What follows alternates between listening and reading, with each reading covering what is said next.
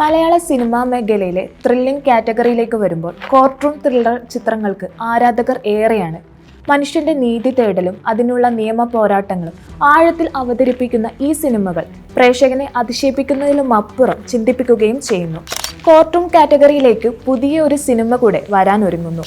പ്രവീൺ നാരായണന്റെ സംവിധാനത്തിൽ സുരേഷ് ഗോപിയും അനുപമ പരമേശ്വരനും മുഖ്യവേഷത്തിലെത്തുന്ന കോർട്ട് റൂം ത്രില്ലർ ചിത്രമായ JSK Janaki versus state of Kerala June 27 ആഗോള റിലീസായി തിയേറ്ററുകളിലെത്തും. ചിത്രത്തിന്റെ സർട്ടിഫിക്കേഷൻ പൂർത്തിയായി UA 13+ റേറ്റിംഗ് സിനിമയ്ക്ക് ലഭിച്ചിരിക്കുകയാണ്.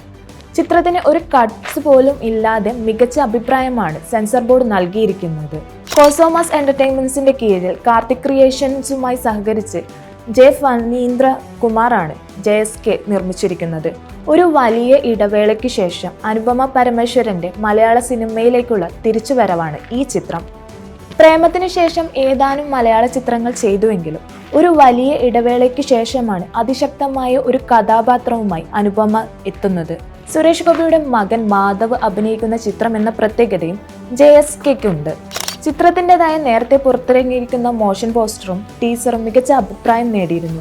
സുരേഷ് ഗോപിയുടെ ഒരു മാസ് പ്ലേ ആയിരിക്കും ചിത്രമെന്നും ഫാമിലി ഓഡിയൻസിനെയും യൂത്ത് ഓഡിയൻസിനെയും ഒരുപോലെ സ്വാധീനിക്കാൻ കഴിവുള്ള ഒന്നായിരിക്കും ചിത്രമെന്നൊക്കെയാണ് ടീസർ കണ്ട പ്രേക്ഷകർ അഭിപ്രായം പറയുന്നത്.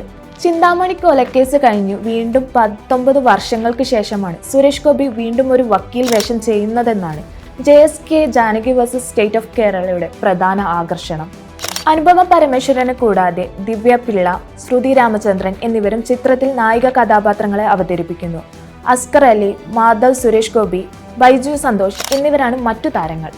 മലയാളം, തമിഴ്, തെലുങ്ക്, ഹിന്ദി ഭാഷകളിലാണ് ചിത്രം റിലീസ് ചെയ്യുന്നത്.